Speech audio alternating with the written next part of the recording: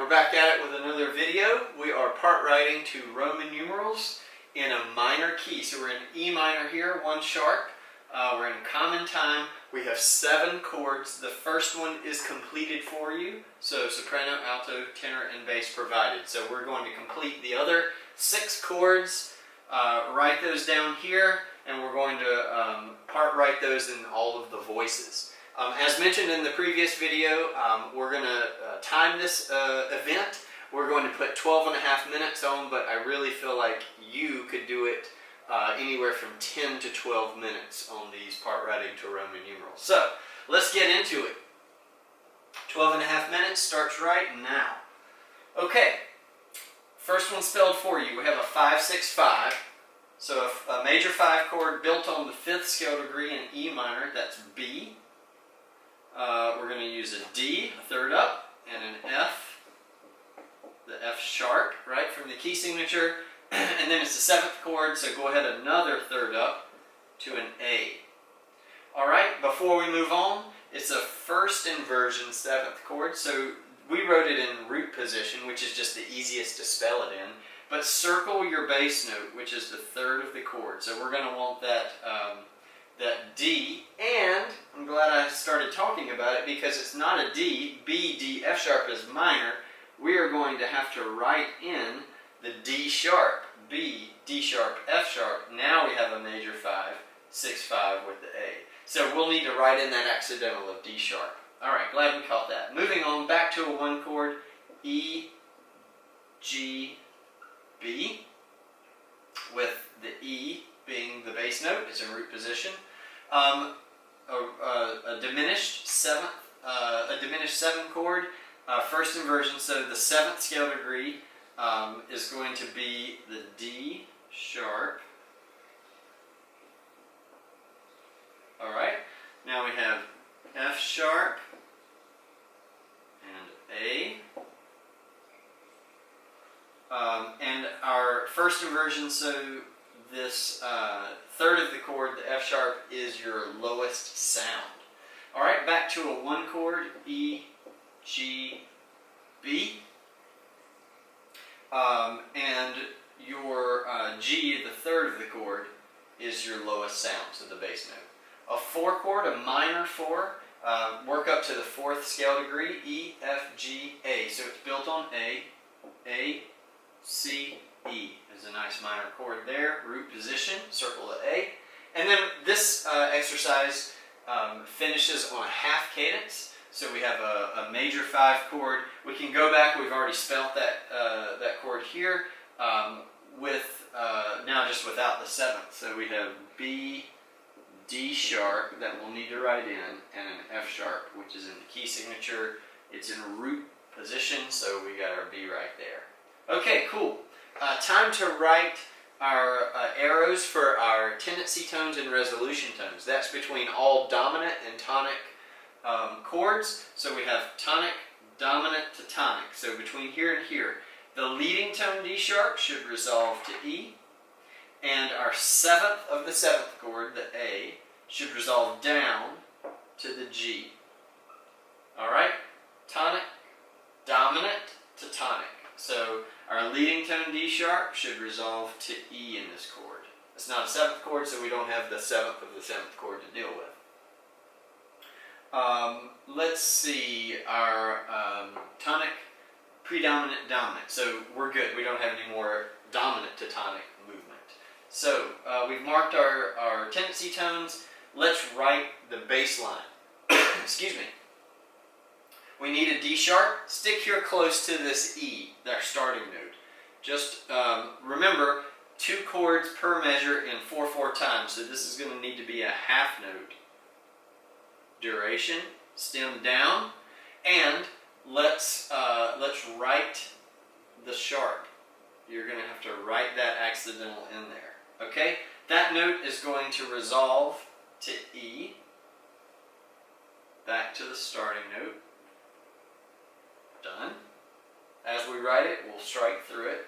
Now we need an F sharp. Just stick close. There's no reason to jump way up or way down, unless you have to. We don't have to write the sharp here because it's in the key signature. All a root. I'm sorry, we have a tonic chord, but we need the G, not the E. So just take it up a note from F sharp to G. Now we need an A. Just take it up here. The bass is getting kind of high, but that's okay. It's not too high. We'll just have to be careful that we don't write the upper voices so low that it starts to overlap or cross or anything. So we've got our A, and we finish on B. The bass can go, up to further than this, up to middle C. So even though this is at the top of the range, I think it's okay to leave it right there. It is okay to leave it there. And we fill up that whole measure with a whole note. Okay? So now we've got our bass voice written. The bass starts kind of in the middle and rises. So I'm glad that they gave us a note way up here, because what I'll probably try to do, contrary motion, is I'll see if we can get the soprano or melody to descend a bit. We'll see how that works. That's my plan. Again, we don't want to pinch it too tight here at the end, so I may have to descend a bit and then work it back out to open it up some. But that's the plan, is contrary motion. All right, so let's see what happens. Let's see.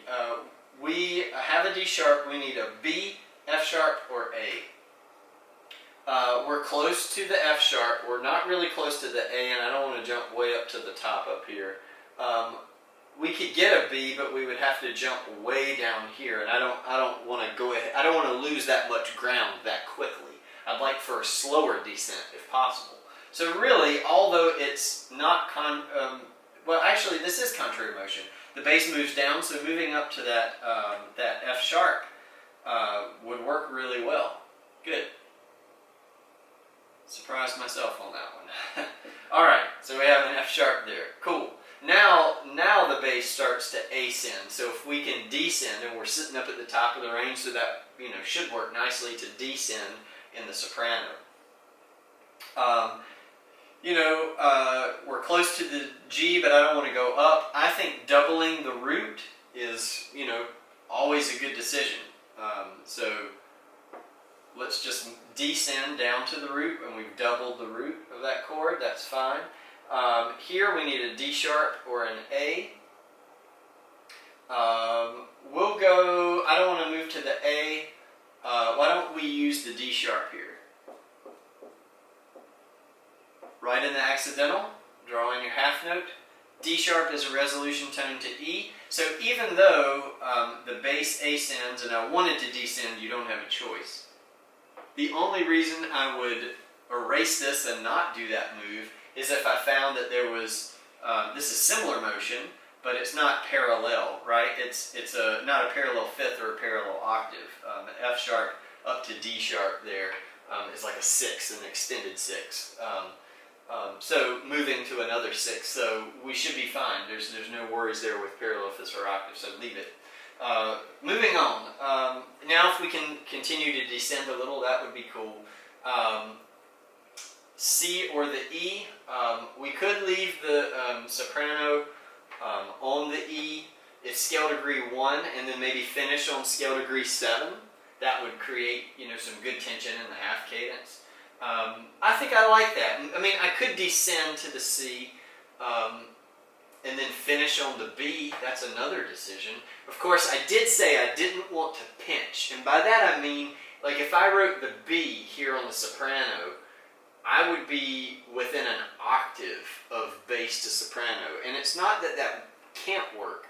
It's just dangerous. You're only leaving yourself with so much room to work. So even though I don't like reusing notes in the melody, I think in this case, to avoid that pinching that I was talking about, I think I'm going to keep the E and finish on the D sharp.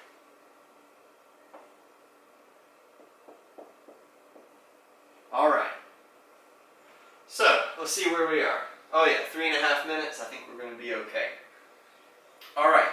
Let's do tenor and alto at the same time, and keeping as many common tones and as boring as possible. All right, we need a B and we need an A. The tenor is already on a B from the first chord, so just leave them Well, that was a really squirrely looking half note, but you can see it. Leave the B there, and then let's get our A here in the alto. Alright, A is a tendency tone resolving to G, so we can go ahead and write that note right there. And we need another B. It's perfect here with the tenor. Don't have to move the tenor at all. I really like so far how this is turning out. Mark through the B. Now we need an A. Again, the alto has already been near it. The tenor is not far away. I could drop the tenor down a note, and that would be fine. I'm just looking. The only reason I would, go between either one is if there was a part writing rule. Like if I move G here up to A, that's contrary motion. This is similar motion, but it's not breaking any parallel fifths or octaves rule. If I move this down, I'd be moving in similar motion to soprano, but B up to E is a fourth. So I think either way you cut it will be fine. Why don't we... Let's do this. Let's do the tenor on the A. And then what we can do, you don't want to double a leading tone. Don't double a tendency tone, because what happens is we had to write D sharp to A, so if I was to try to double the D sharp to E, then you would be creating parallel octaves. So I could double either the fifth or the third.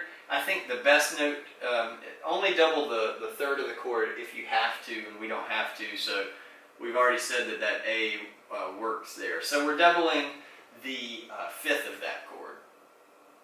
Okay, all we need is a B. We could get that in either voice.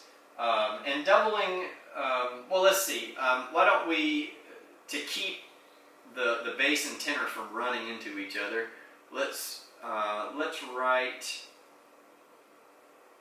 let's get that B right there. And then here, E, G, B, let's see, if we could double the root, that would be great, but I don't know that we'll have that. Well, I could drop all the way to E and be at an octave. That would be maxed out space. I don't like that space very much. Why don't we double the fifth again? Oh no, I can't do that, because A to B in the tenor, I can't do A to B in the alto, because that would be parallel octaves, so I'm glad I caught that. Wow, I'm kind of in a spot here.